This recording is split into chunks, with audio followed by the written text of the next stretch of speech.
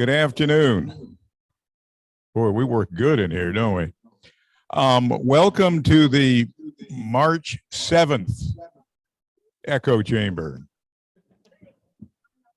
First of all, I'd like to congratulate Carol, KP4MD, who's officially now our Vice President. A hand for Carol, please.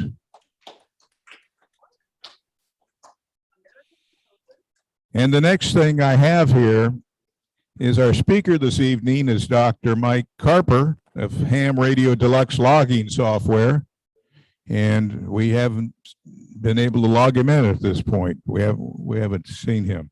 So as he shows up, we'll turn this thing over to it. We should probably proceed with some reports. Is Jojo logged in? So we don't have a treasurer membership report. You want to read it?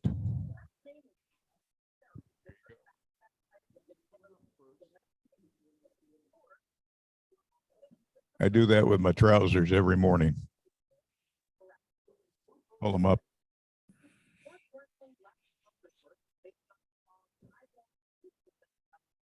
It didn't die.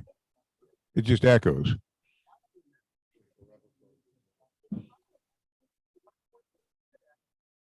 Well, it's going out through the internet and back. You want to do a web report, Carol? She's going to do it while you're finding the treasurer membership thing.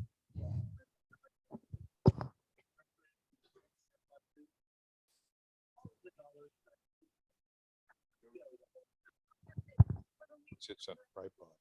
Walk it, follow it. It's pretty cool. Do you have well? But at my age, there's not much motion.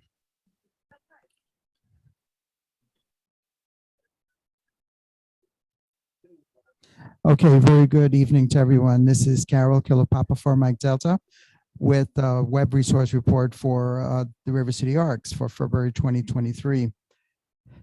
A reminder that our webpage is www.n6na.org, and we have all our information about upcoming events and our calendar there. Also, a shout out to our website design team who helps to maintain our web pages. A reminder also that our nets are on Wednesdays, 8 p.m. The 2-meter net is on the 145.25 megahertz repeater, which is also accessible through Echolink and All-Star. And at 8:30, we have our 10-meter net on 28.420 megahertz upper sideband. And at 9 p.m., we have our slow scan TV net on 441.30 megahertz, and also streams on our YouTube Live. A reminder about our roundtable net, which meets Saturdays at 3 p.m. on 7181 kilohertz. And that's pretty much just a relaxed, informal net, and anyone's welcome to come in and join the roundtable. The website activity for February, we had a total of 1,563 visits to our website, and the peak web page views were 121, and that was on February 22nd. And the most visited web pages in February was a home page with 598 views, magnetic loop page with 118 views, the All-Star page with 104 views, and our Nets page and our DIY radio group page as well. By source, most of our hits were referred by Google, 51.5%, and 30.5% of the hits to our website were direct hits to our URL, n6na.org. And most of our visits came from California, 1,074. Second place was Washington State, and third place was Ohio. But as you can see on the map, many other countries around the world regularly check in and look at our website as well. As far as our social media goes, it's very active. We have 396 subscribers to YouTube channel. We had a total of 626 views last month. And we have 673 followers on our Facebook page, 148 followers now on our Twitter page, and we have 32 members on our Discord chat. And a reminder, if anybody wants to contact anybody here at River City ARCs among the officers or the board of directors, you could just send an email to contact@n6na.org, and we will direct it to the appropriate party and get you your answer back too. So thank you very much. And this is my report. Okay, we're going to move on. Let's talk about some other things. Field day is an issue.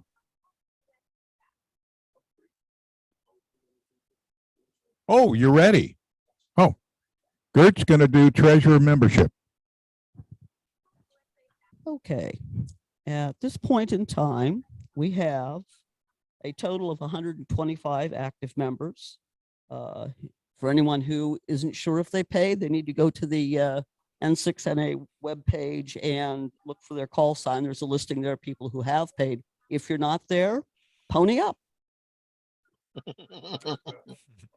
Okay, anyway, well, there is the issue that I think like toward the end of March, at the end of the quarter, there's a very real probability that the roster will be cleaned up and only current members will be on it. I don't think you want to miss out. So, you know, you don't want to go missing just because. Okay,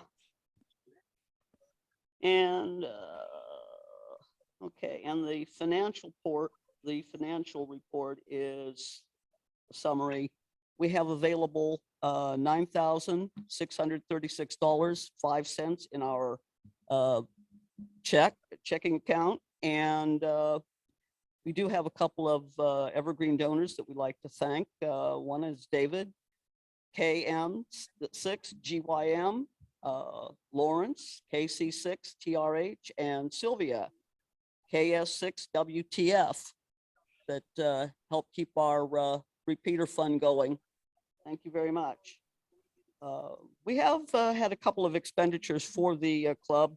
One was purchase of microphones so that we can hear each other. There's a thought. $186.46, and we've paid the insurance on the club trailer, $26.60. So that'll probably be coming out of that checking account pretty soon. Okay. Now, can you hear me? I can repeat the last little bit is that we did pay $186.46 for the mic, the one that you couldn't hear me on, and $26.60 to keep our club trailer insured. Thank you very much. Thank you, Gert. Great job. Thanks, Gert. There's been a change to our field day plans that I think you should all be aware of. I got a letter last week, I believe it was Thursday, advising me that VFW Post 1528 is not in compliance with the standards of the national organization, and they basically have shut them down for a short period while they try and regroup. Knowing that, I stopped by there today and the doors are shut.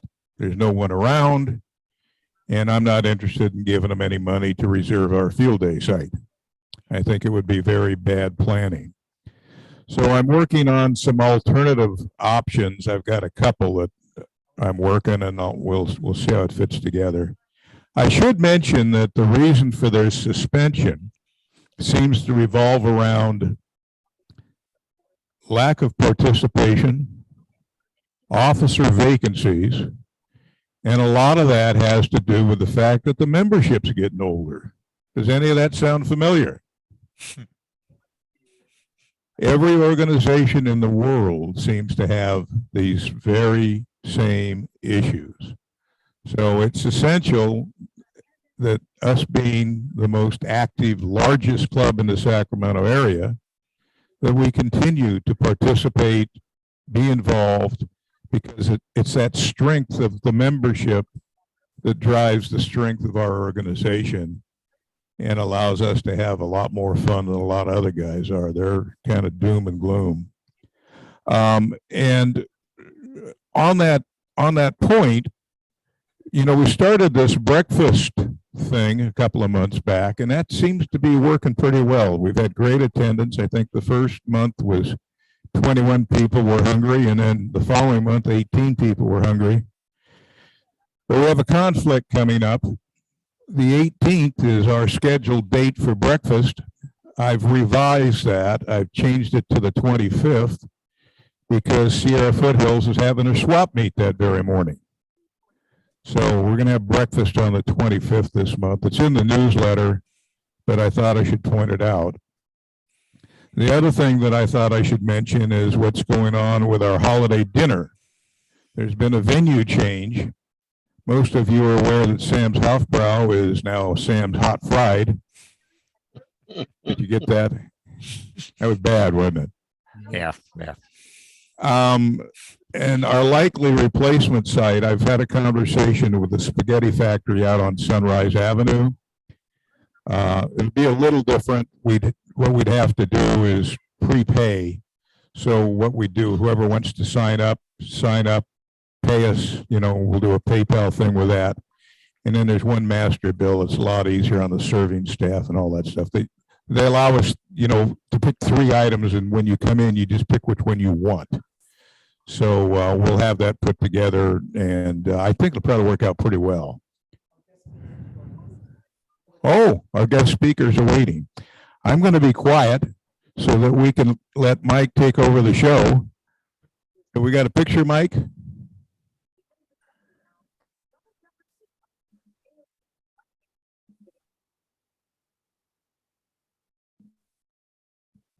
Greetings, hello.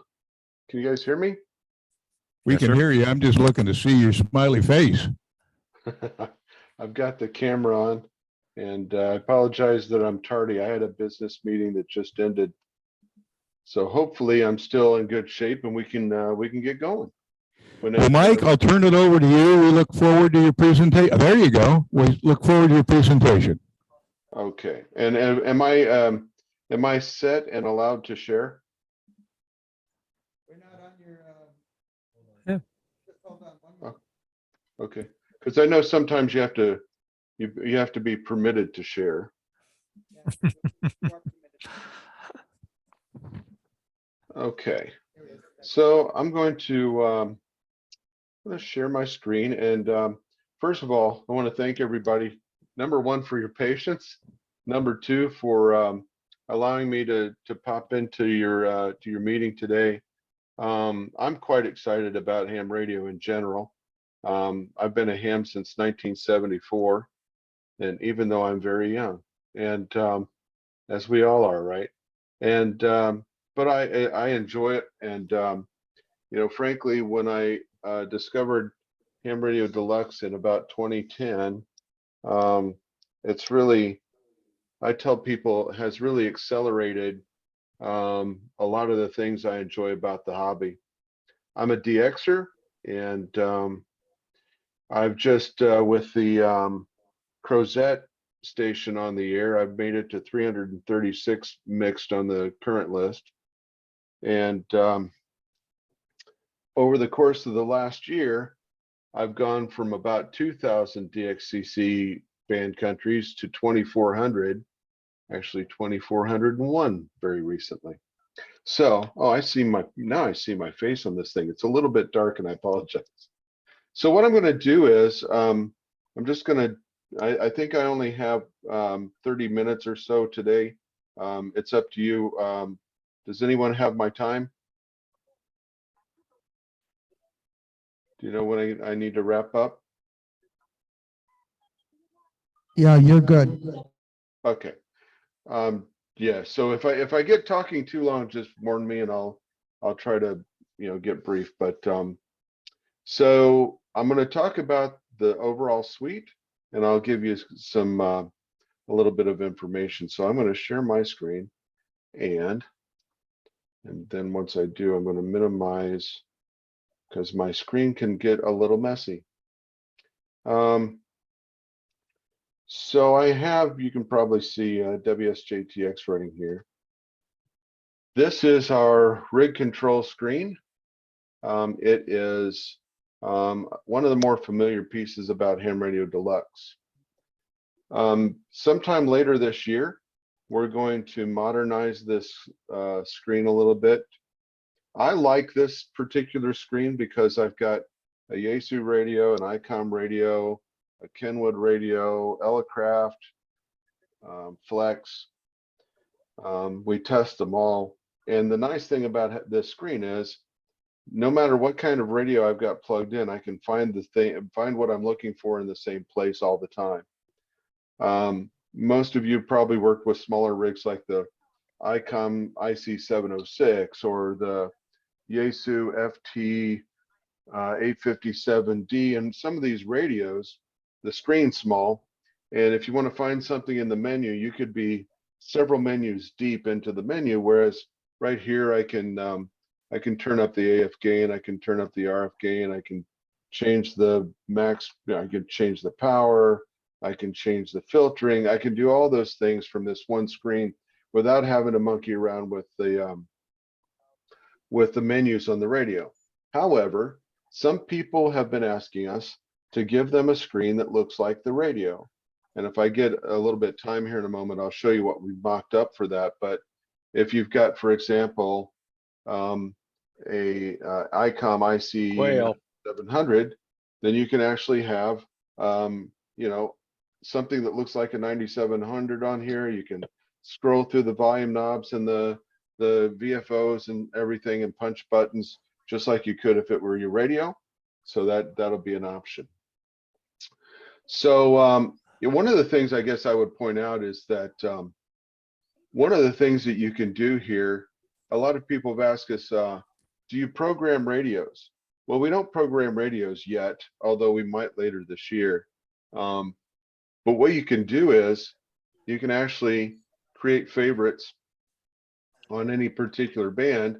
And say, for example, if, and I've got some canned ones in here, but you could just double click on this one and it'll take the radio right to that frequency. So, you know, if you're in your FT8 application, it's not really necessary. Let me go to WSJTX wherever I left it, because you can always, I mean, if I'm going to change the frequency here, I can always just come down here and hit this, and we can see that it automatically tunes the radio, even though I changed the frequency within WSJTX. But if I come back to this and I decide, well, I'm going to go to, let's say I'm going to, and now I'm typing it in from hand, 21074, and I've typed that in. If I come back over here to WSJTX, we can see that it already knows that I'm at 24 or 21074. So there's that integration between Ham Radio Deluxe rig control and things like WSJTX, but you can save favorites in here, and it's pretty easy to do. So I'm going to close that. We also, for people that have shortwave listening as one of part of their hobby, you can also get a database of shortwave stations that you can tune the radio, and it'll show up here in the bottom.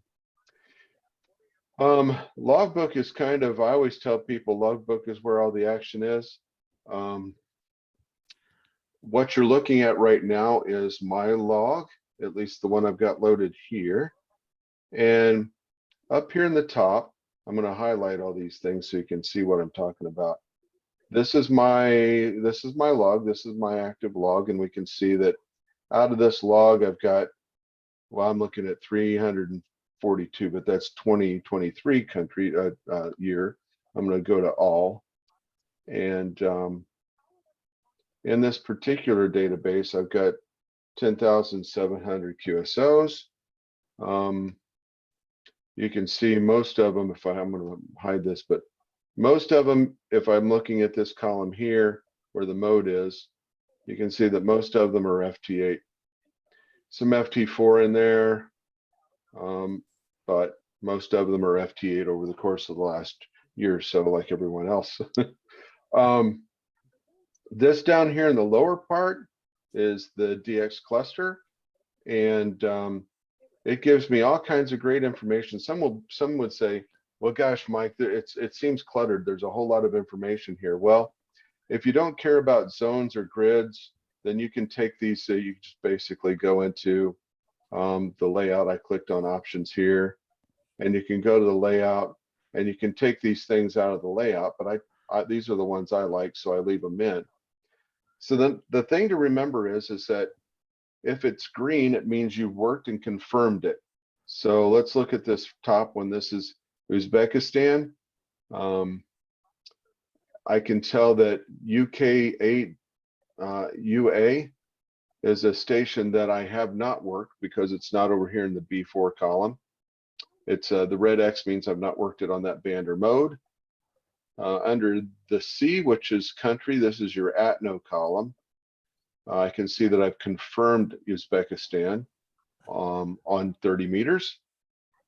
Here under the band column, I can see that I've worked them, but I've not confirmed them. That's what the yellow yield sign means. And then if you see a red X, it means I haven't worked it on that particular band. So this is where all the action is. And right now I've got this filtered to only show me those things I need to work.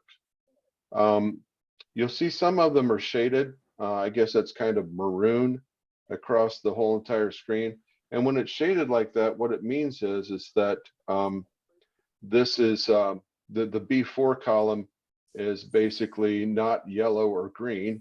And there is something over here I'm interested in. Let me give you a quick look at what we added here very recently.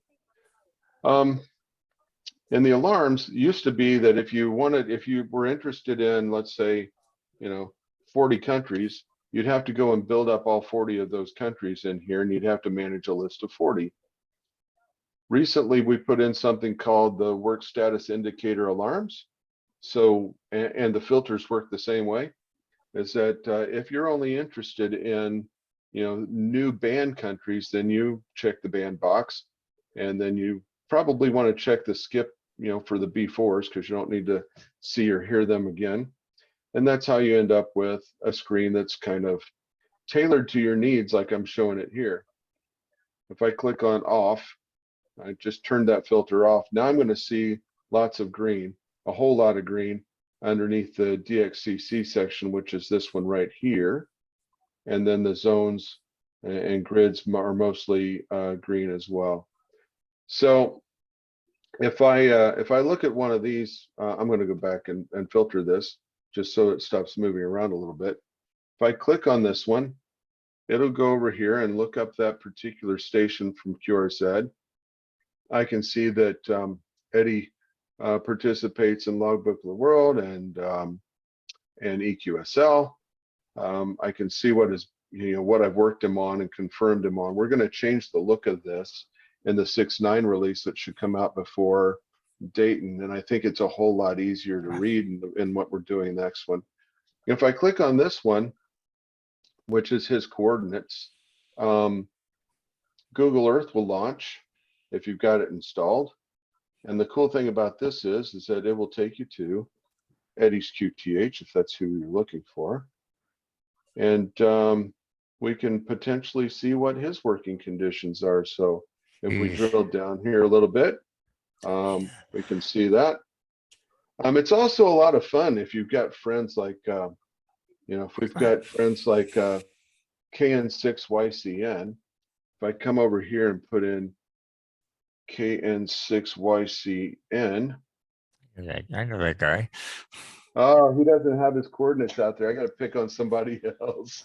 So, let's see here. KM6MZY, maybe his coordinates are in there. Nope, Shelly or Richards aren't in there either. Let's see, I'll pick on somebody else. Let's go with Steve, KN6VDP. And if this doesn't work, I'll show you mine. Yeah, so let me go in. I'm going to put in WA9PIE. That's going to show you what my location is. If I click this, it's going to take us from Vietnam, bring us over to Central Texas, and then we can go and see that my location is this really nice building right here, which happens to be a post office. So they don't let me operate from there very much. Another cool thing that you can do is that, for example, I'm going to go look at maybe this one. I'm going to select a few of these that are Americans. I don't work with a lot of Americans, but that's the way it is. So I'll just select these.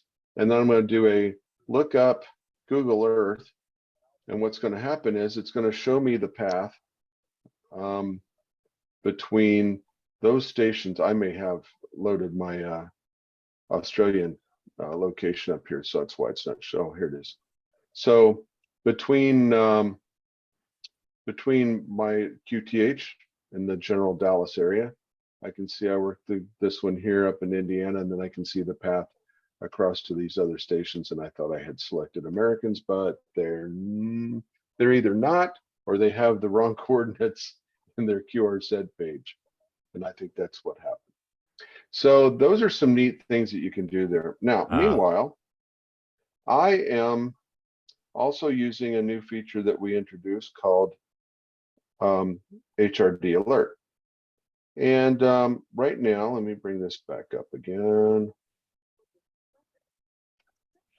So we can see that, and right now I'm monitoring off an internet radio just for the demonstration, but and I'm going to change the frequency back to 10136 is what that is tuned to. And I'm going to erase all this stuff, and then I'm going to probably end up erasing the stuff on this screen. And then when some new, I may have to restart this because I was messing around with the audio when I joined the call. So let me start this again. Right. While I'm doing this, are anybody having questions about what I've said so far? Oof. Nothing yet. Get that going, and then I'm going to bring up WSJTX. Okay. Good evening. It's Wilson in 6EMF. So I'm not familiar with the software at all. Okay. Was wondering if it would work with any radio or only certain models. It works with any radio that's got a comp or a computer control interface on it. So I can show you where you can find the list. Hang on a second here. I'm gonna bring this back. What did I do with it? Because I was on the website the other day and was trying to look up the FTDX10 from Yaesu, and I couldn't readily find it on the list. Okay, so let's go to Ham Radio Deluxe here, and we're going to go to features, supported radios, and the FTDX10 is right here. So this has, this has all the radios that we presently support. If anyone has bought the FT710, you can use the FTDX10 to connect with that right now. There are only 3 new commands for that radio, and we're in the process of adding those commands so we can support the other. They're not commands that are often used, I'll say. But you can see here as new decodes come in from WSJTX, you can see that they're immediately populated over here in Ham Radio Deluxe. So I'm going to go back over to Ham Radio Deluxe because I don't necessarily need to be looking at WSJTX right now. So as these new ones come in, within a half a second, 500 milliseconds, we're going to look these up in your log and let you know whether or not you need the grid, the county. I don't know if we have any county chasers out there. State, continent, CQ zones. You can do prefixes. Soon we'll be doing IOTAs and POTUS. So you'll be able to see at a glance whether or not you need any of any of the stations that are coming through.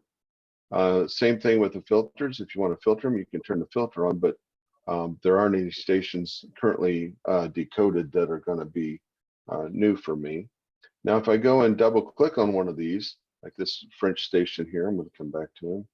If I double click that, it automatically causes WSJTX to start transmitting. Now I'm not really transmitting because I'm on a web radio right now, but it would transmit and run through the whole cycle.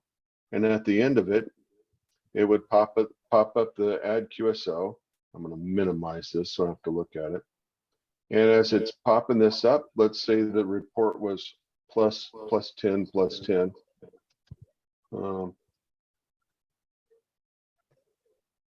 And as soon as I click on the OK button, we're going to see it immediately show up at the top of the log right there. And it did the call sign lookup. It's already uploaded it to club log and EQSL, so I have to go and delete it because it wasn't really a QSO that I made. But that part of it's automated, and then you can click upload for the logbook of the world and upload it to logbook of the world and so on. So that covers everything but the awards tracking. And let's come over here. There we go. So in awards tracking, I've got a whole bunch of awards. The one at the top is CQ Marathon, which is one that I've been tinkering with. It's not in the released versions, but DXCC will show you pretty much exactly what you see on Logbook of the World, except this is also aware of the QSL cards that I've received. So I can see that I've worked 2,400 banned countries, 2,285 confirmed. I need 116 more to confirm. I need to confirm 116. There are 999 banned countries left. I've not submitted these 69. That's actually, I've submitted some by card that I haven't entered in yet. 2,216 is my granted total, and that's what matches. All of this is what matches to Logbook of the World when you take out the cards that I actually have in hand. But you can see all the other different awards that we support here. If I want to know, well, which of these I still need 100 on 6 meters. I've worked 96. I've confirmed 88. Well, I've got these 8 that I need to, these other 8 that I need to confirm. So I double click on it. And it's going to show me the 8 countries that I've worked on 6 meters that I need to confirm. And since I want to go and try to confirm them, I'm going to view all. And out of those 8 countries, I have 8 QSOs for which I could right click, go down and print QSL labels for, and either get those off in the mail, or I could upload them to Logbook of the World and so on. So that's that pretty much covers most of Logbook. I did mention that WSJTX, and you could use JTDX or any of the other ones really. I just happen to be using WSJTX, but it's directly integrated, as you saw, with Ham Radio Deluxe, both from a rig control point of view, because we saw that the frequency will change when I change the radio, and we saw that it will automatically start the radio to transmit when I decided to double click on one of these, like the Slovak Republic, and there it goes automatically transmitting. I'm going to stop it. And then it will automatically save it into our log, where we will automatically do a call sign lookup with all of the different choices that you have there. I'm just going to hit a few of the choices here that you can see. The call sign lookup choices are QRZ. If you have a QRZ subscription, you can always use your logbook as a lookup choice, which is really a good idea. There's some free options like Ham QTH is free. It's a really good one too. Call Look Info is free, but it's only US calls. But there are some other options there as well. So that's kind of the fast drive through of our logging program. I'm going to hit Digital Master. A Digital Master does everything that WSJTX does not do, meaning it does CW, RIDI, PSK31, and all the different PSK flavors. I use it a lot for RTTY. I've done a little contesting with it in RTTY. Now I'm operating on my laptop here, by the way, which is not the one it's not the computer that I normally do demos, and so it's not the fastest computer in the world, but it's adequate. Again, if I happen to see a station here, let's say for example PSK 31, and let's say that I worked I'm going to go back to Mike and KN6 YCN. I put his call sign in there. I hit tab. It looks him up, tells me he's in Elk Grove, California, and I'm going to click add. And once I do that, I'm going to minimize this for a moment. We can see that it's already in the log. Nothing else to do. You don't have to export, import, ADIF, messing around with any of that stuff. It just works right out of the gate. And so there's a ribbon up here in the top where you can kind of bounce between the different applications if you want to, kind of as a shortcut, which I do. And but like I said, it's got CW, RTTY, PSK, QPSK, Contestia, whole lot of other things. And like I said, it does everything that WSJTX doesn't do. Some people will ask me, why don't you build WSJTX or build in FT8 and FT4 into DM780? The answer is that the copyright that the K1JT has on this stuff is tight enough that it prevents us from doing so, but we're always looking for opportunities to be able to do it. I have a rotor control program. I'm going to open it up. I don't have a rotor connected, so I'm going to use a demo rotor just to demonstrate what it can do. And if I decide, well, I'd like to point at Europe, so I come over here to Europe, let's say 43 degrees, and I double click, it automatically, and it happened really quick because obviously it's a demo radio, your rotor won't turn that fast. If I want to hit South America, I bring it down here, double click there, and now the rotor will turn to South America. Screwing those together, babe. And then if I'm over here in logbooks, let me bump back over into logbook, and let me move this out of the way. I don't know if you guys can even see that, so I'm not sure. I can display the rotor from over here. So I'm going to come here and put the rotor over here in the lower right and connect it from logbook. Now I can see that I'm at 135. If I decided to then put a call sign in here, like, well, I'm just going to hit the one I've got here, and I'm going to put it in the log. Let me get this out of the way.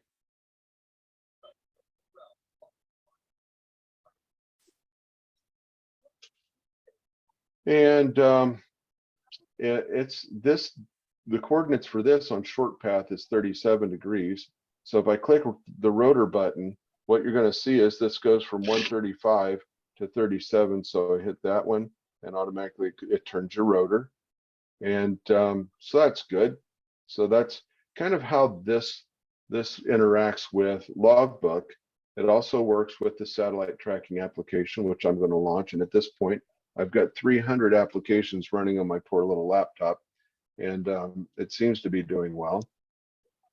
But what the satellite tracking application does is it will control your radio for the Doppler shift, and it will tune your, or it will cause your azimuth and elevation rotor to track the path of the satellite for height and azimuth as it passes. So we can see the passes for this particular day, and some of the ones that I watch, or you can see that this one happens to be overhead for whatever location I've loaded here. So I just double clicked on it, and then it's going to show me that it has just made a pass over the United States, central United States. If I wanted to work that, I could just basically turn up the tuning dial, have it connect to the radio, and start tuning. It's interesting, I mentioned earlier, I've been a ham since 1974, I hadn't made any satellite contacts until a couple years ago when I was doing some testing with this, and it's actually a lot of fun. It doesn't take as much stuff as I thought it did. It's just made, you know, a little bit more out of the hobby for me. So, and it does have, you know, every satellite that flies in the sky. Back to the rotor for a moment. If I stop this, you can see here are all the rotor controllers that the software supports, pretty much all of them. And if it's not listed on there, for example, I've got the Fox Delta controller, and the Fox Delta controller is compatible with the Yaesu GS232. So I select the proper one of those and it works just fine.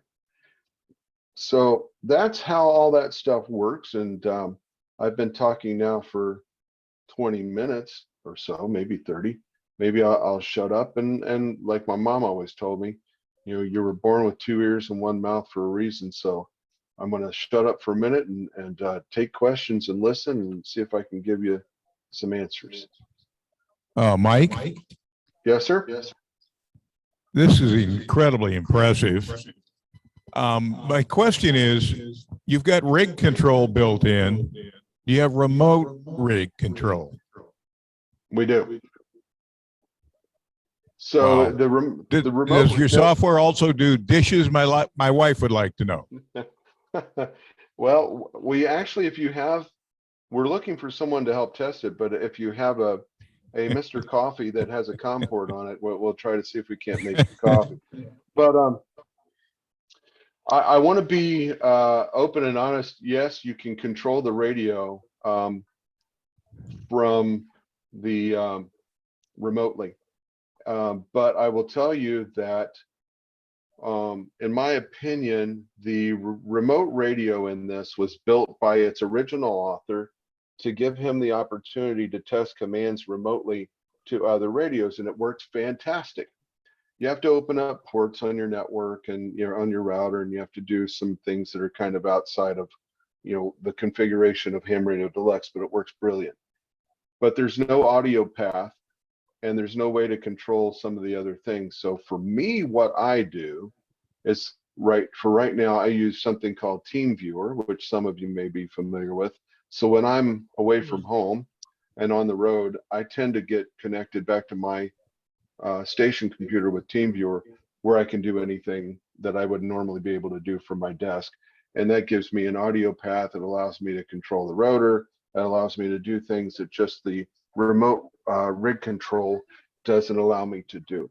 And finally, that said, we are very much working towards building out the entire audio path, access to rotors and amplifiers and tuners and all the things that you would need if you were actually remote. Very impressive. Do we have any questions?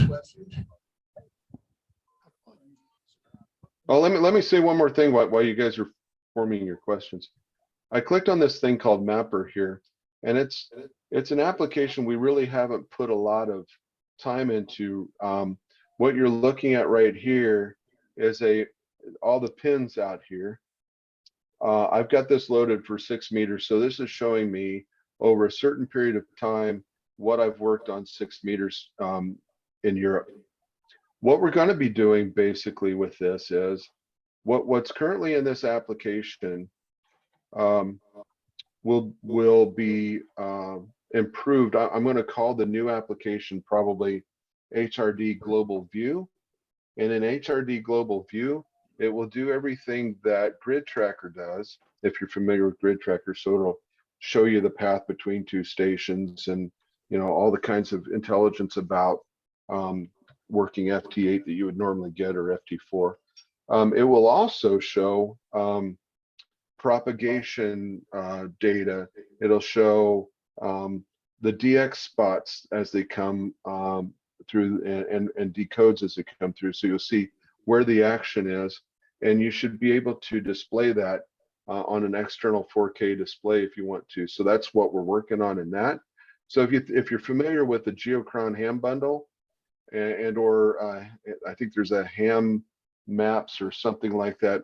If you take all those things and put them into one application, included in Ham Radio Deluxe. That's what that's going to be when it's done. So sorry, back to questions. Hi, this is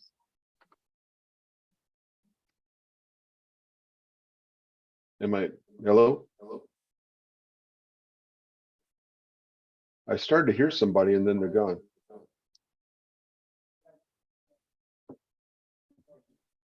Here, use it. I won't push a button on this one. My name's Okay. Tom. I was wondering if there was software that works on tablets or phones or anything that isn't Windows. And if it does work on Apple's products, what emulation software is known to work? So running it on an Apple computer is on our development roadmap. The developers already have it running, portions of Ham Radio Deluxe running on a Mac. And they tell me it will run on the Mac, it'll run on an iPad, should run on an Android-based tablet. We're not ready to release it yet. There's several things that stand in front of us. One of which is that we're in the process of eliminating Microsoft Access as a database, and that's one of the things that you'll see before Dayton this year. So sometime before mid-May. And then as we go through the rest of the year, everything that we're doing is preparing it for running on a Mac, running on an iPad, running on a non-Windows platform. So it's definitely coming. And you know, I know there's a lot. Every time we go to a Ham Fest, probably a third of the questions I get are related to when will it run on a Mac, when will it run on Linux, and those are the things that we're working for. Towards the end of the year, I'd like to think.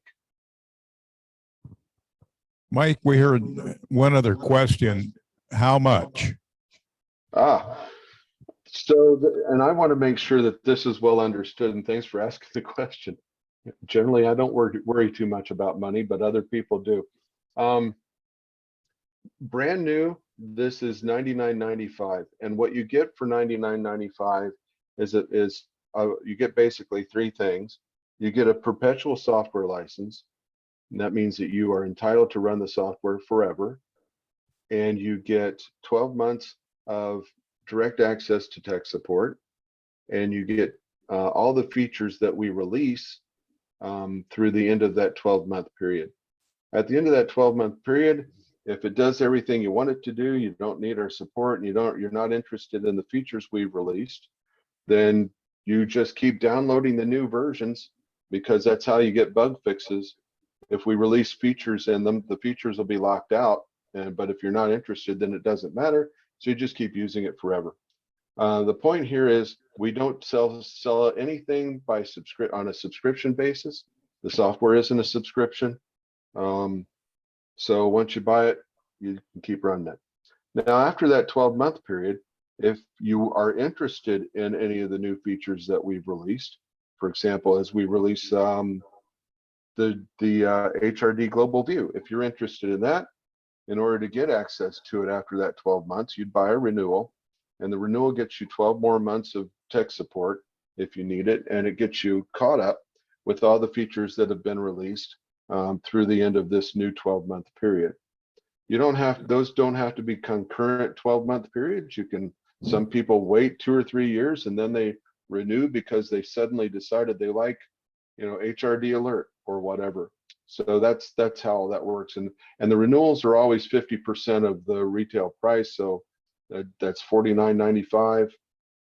And you almost always see, coupon offers for that, in various places too. So during the holidays, we've had that renewal price down to, I think, $35. So there's always an opportunity to get that down.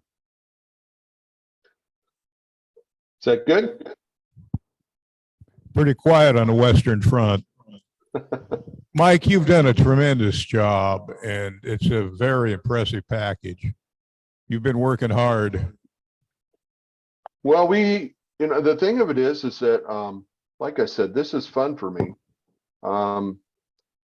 and for those that don't know the history about HRD,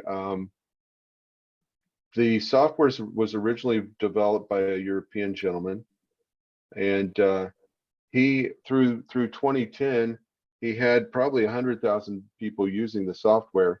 Then he was giving away for free, and which was great. Except that in 2011 he decided that he didn't want to do this anymore, and was about to he was going to abandon the software. And at that point I had started using it, and I really liked it, and I decided that I wasn't gonna let it die off. And so I contacted him and said, why don't you sell it to me? And he said, well, you're not a developer. And my answer was, well, yeah, I'm not a developer, but the thing's going to die if somebody doesn't do something.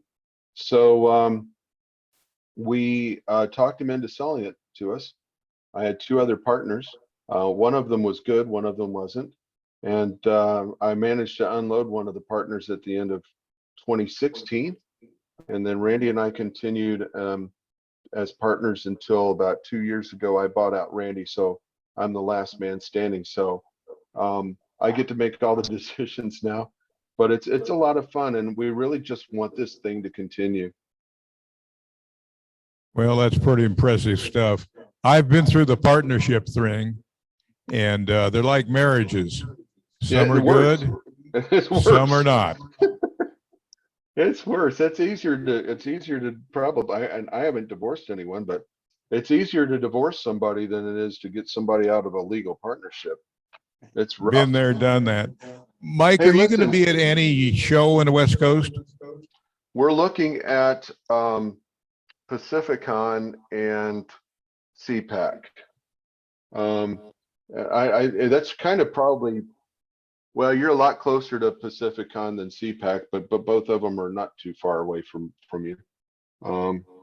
So yeah, I'd be pleased to see some of you there. Let me also say this. I have a coupon code that I'm going to give you, and I'm going to load it up probably here in the next few minutes. So if you're interested in what you saw, either as a new customer or as a renewal, I'm going to give you a 30% off coupon that you can use for the next 48 hours. And you can share it with your friends for all I care, but I'll make it work for the next 48 hours. Really easy to remember. RCARCS 30. So RC like River City, ARCS, Amateur Radio Club, Sacramento.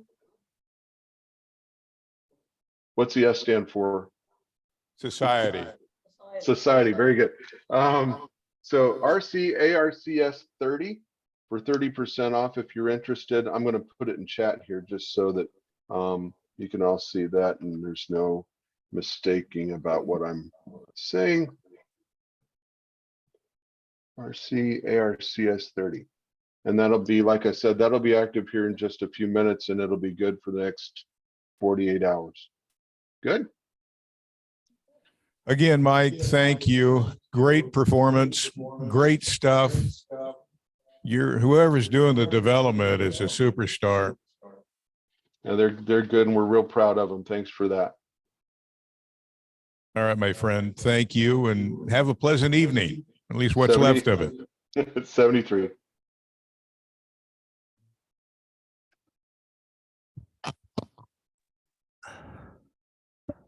Okay, we're at the point where I've only got a couple other things to discuss, but we also have some refreshments in the back. So do you want to make a refreshment break? Well, shame on you guys. Let's start with James. He's got a new call, by the way. Alpha Echo 6, Juliet Golf, James. Kilo Papa 4, Mike Delta, Carol. Gert? Yes. Kilo 6, Golf, Zulu Golf Alpha. And it's Gert. That's Kilo 6, Hotel, Uniform Hotel, Hank. Kilometer Lima 7, Hotel Quebec Radio, Neil. N6PGQ, Bob. Kilo Sierra 6, Whiskey Tango Foxtrot, Sylvia. We're all dealing with the delay. I'm Tom, Whiskey 6, Bravo Sierra. Art, KD6, GBY. Wilson, N6 EMF. Ken, Kilo Echo 6, Romeo Michael November. Dave, WV6YLK. Alf KN6 PRD with my XYL over here. She's an SWL. And I'm Amanda.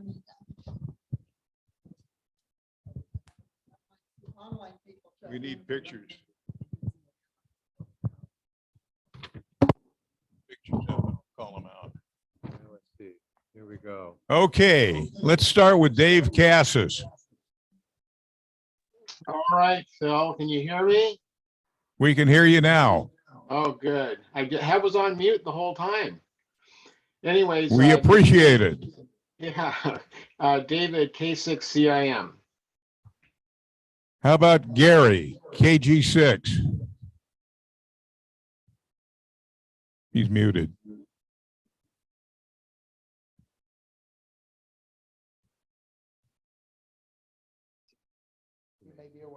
We'll come back to Gary. Nelson, K6 VDU.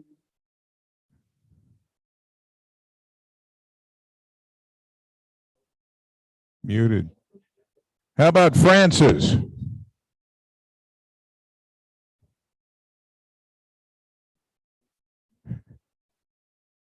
There's Don, W6PJJ. Howdy, y'all. We missed you. Well, I got kind of home a little bit late and discovered there was a meeting, noticed that it arrived at 3 o'clock, so I didn't have any time to drive over there. It's good seeing you, Don. Thank you. Hey, Bob. K9. Can't hear you. You're muted.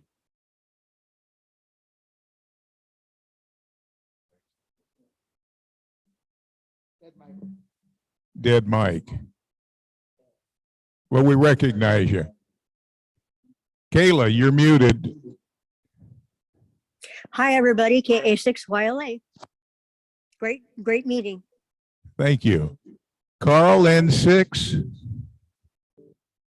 Hey, CKV. good evening, everyone. N6 CKV, Carl. And then we got Rick, KM6.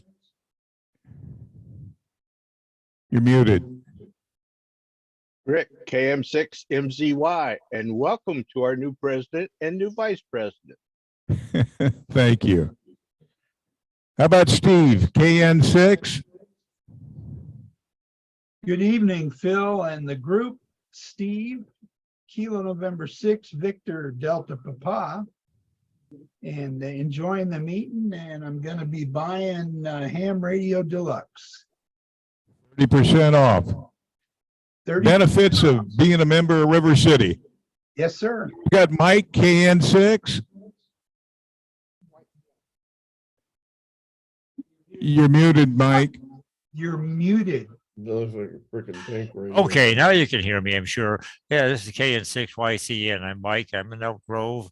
And good evening, everybody. Go ahead. Good evening, Mike.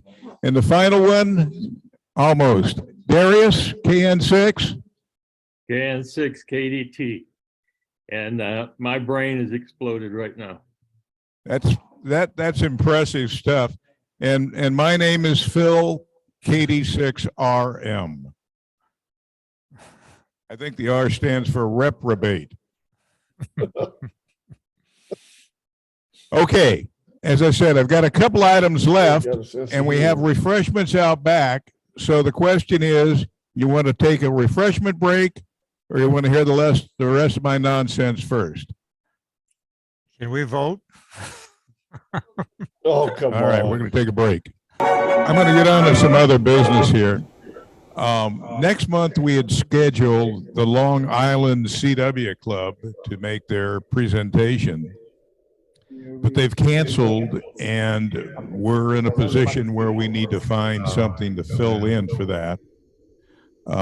Currently, Mike Erickson's working with Jerry Erickson, see if she's available. And I was thinking possibly Tom and Sylvia may consider talking about Quartzsite, if that fits within their planning. So we'll get that finalized. And the other thing, last week, Bob Mix and Mike Erickson and I had a little experiment. I think you're all familiar with the difficulties that our tech class licensees, the difficulty they're having getting onto the 10-meter net. And the reason they have the difficulty is because 10 meters is actually a line of sight band. So ground wave doesn't work. We're way too close for atmospheric skip to work. So you need to find a way to get line of sight. So fiddling around in my feeble little brain, I got to thinking, what if we used a balloon to hoist an antenna, get them on 10 meters? Well, the problem is helium's expensive. Balloons, I've discovered, are fragile, and you need a lightweight antenna. Do you have that that little file, Carol, on this? Play this. Now, JoJo provided the helium in that cylinder, and he had some balloons that the kids were playing with that had been laying around for several years. So we filled one of them.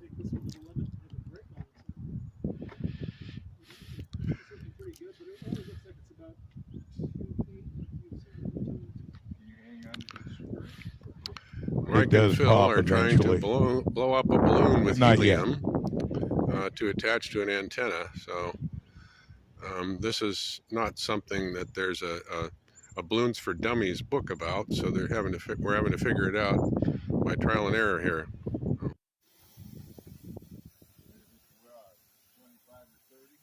So what we end up doing is taking the balloon, attaching it to the antenna, and take a stroll to the backyard.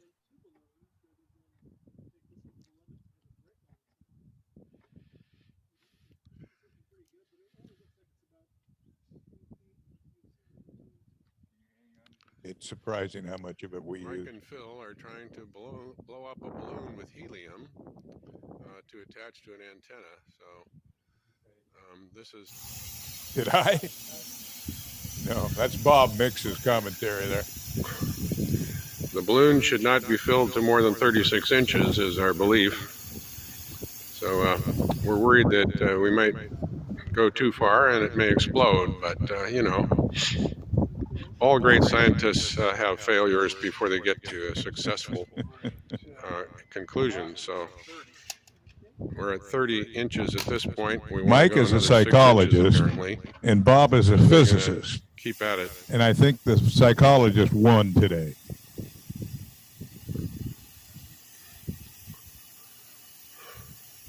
Don't let it snag on his car.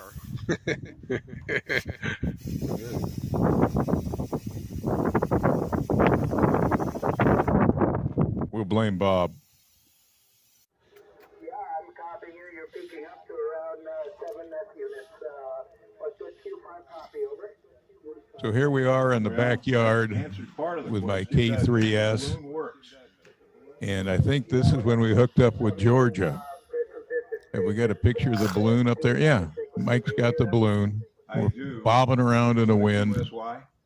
And coming right out of the chute, we hear a guy calling CQ, answering Q5. The guy's in Georgia. Not bad.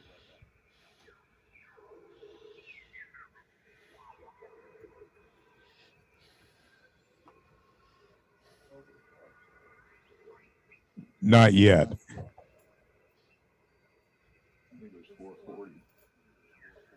No. So anyway, what goes next is we get on the phone and we call Carol, because the idea is to do this short thing, line of sight. Carol jumps on her rig, and lo and behold, we had a fine QSO until the balloon burst.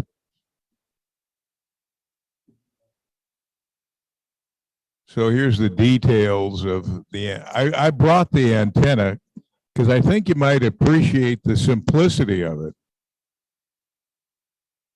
It's nothing more than a 100-foot roll of RG174U. I'm going to grab the antenna.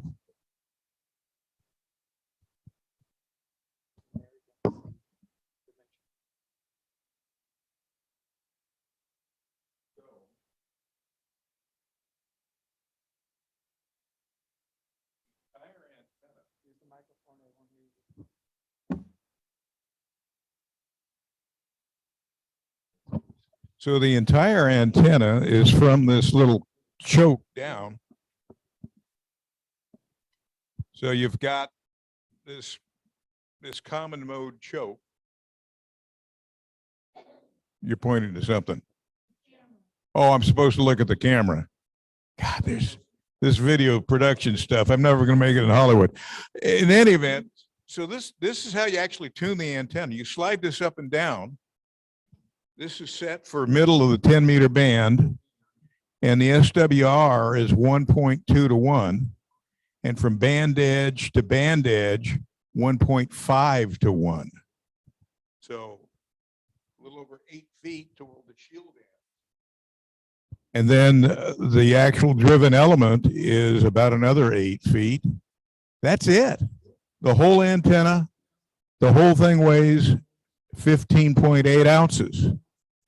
And you need about a 36-inch balloon to support 1 pound, which isn't bad. Now, the other thing about this, you could tie a rope over a tree. If you had a tall redwood or something, no big deal. Or if you got a drone like we've seen demonstrated earlier, and a long enough battery, that would work too. But it's an inexpensive, performs well antenna for next to nothing.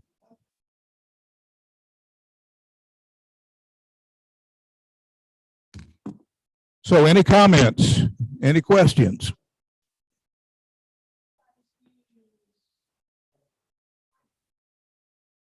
The balloon guys use hydrogen? Well, we've considered that. We got the cylinder for free, so that's what we used.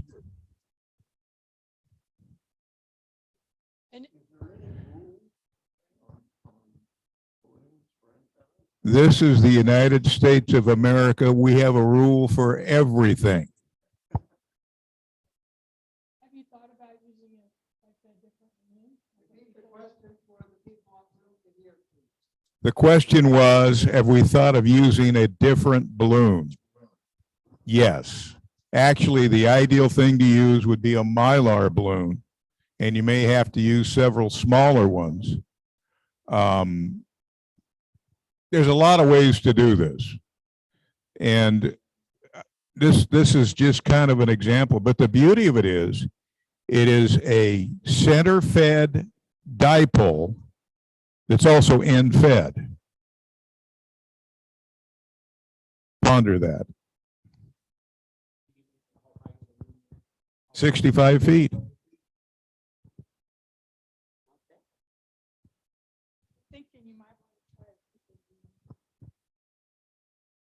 What is a Pico balloon? No, it's a lot smaller than a weather balloon. They're designed to carry low weight packages. And they actually, if you get one that's good, they last for, they'll go around the earth several times, but you would tether it instead of letting it go. Just so you know, I don't plan on doing any more balloon experiments. The whole idea behind this was a proof of concept thing. And the idea is to get the antenna up, and it performed perfectly for the intended purposes, which is line of sight communication for our local 10-meter net. So that, again, there's a lot of ways to support that antenna. The first thing you do is if you see a power line within 500 feet, run. Yes. Be very careful with power lines. And we have a testimonial guy here, Mr. EMF. Yeah, Mylar balloons cause a lot of problems on the power grid. Mylar balloons do cause a lot of power grid problems because they're metallic and they do cause power lines. But they're exciting. Yeah, and you don't want to come in contact with high voltage line with any kind of. You ever seen a bug zapper? Yeah, I would be careful with those. You become the bug. I'd be careful with extending a coax into a power line because you can easily induce voltage through the insulator and get killed. So. Oh yeah, like I said, if there's a power line within 500 feet, don't even think about it. With your 100-foot coax. So, does anybody have any ideas for meeting topics?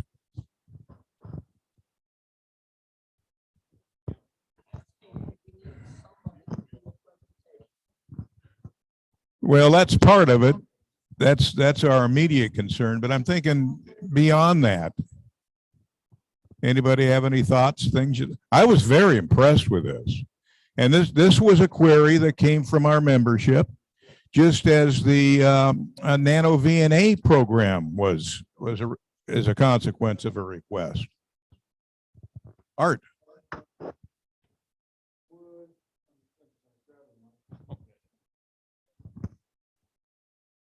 It self-destructs. Okay. Wilson had him do it.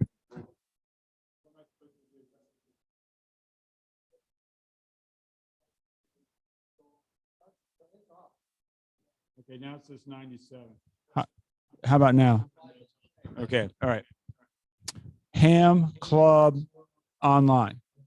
Would that be good for one of our meetings?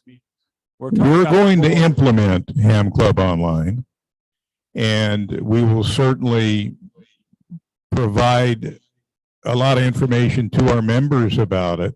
But yeah, it's going to be a topic. Well, I was thinking for like the next meeting. That's a possibility. Yeah, it could, I don't know, the person who manages Ham Club Online come to our meeting and do a Zoom presentation? We'll have to find out.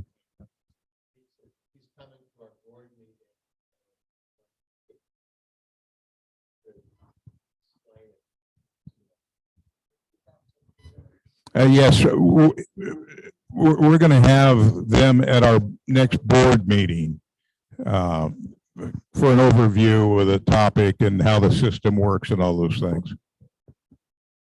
By the way, what this is all about, this is one piece of software that handles our annual billing to the membership, how we collect dues, how we get information to the members, actually how we can publish our newsletter through here so it gets to you. It has an awful lot of functionality.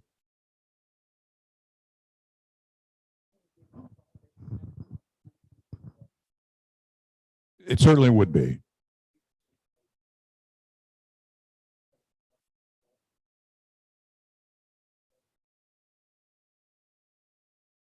We've got art.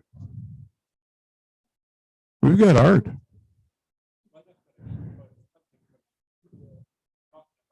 And he can pontificate. Do you like that word? No.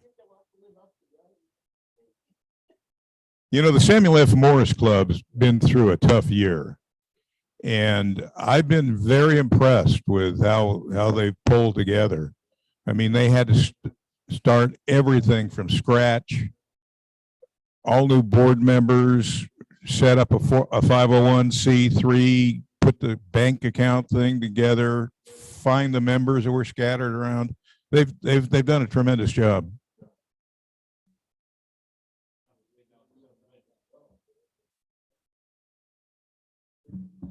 I'm a contributor.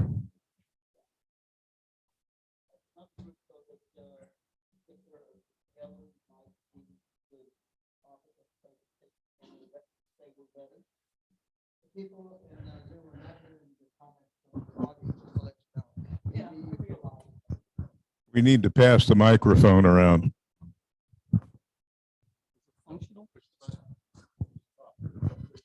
Don't push the button. Oh, Don't push.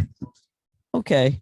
I was just thinking that whenever the CW Samuel Morse Club is back in a position to start interacting with the club, that it would be a good time with the public. It'd be a good time for them to come and do a presentation and drum up business like Mike used to do. I'll bring up the topic with them.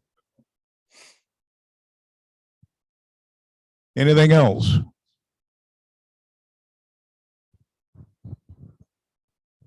I guess that's it. Thank you, one and all. I hope you enjoyed the show. Good night.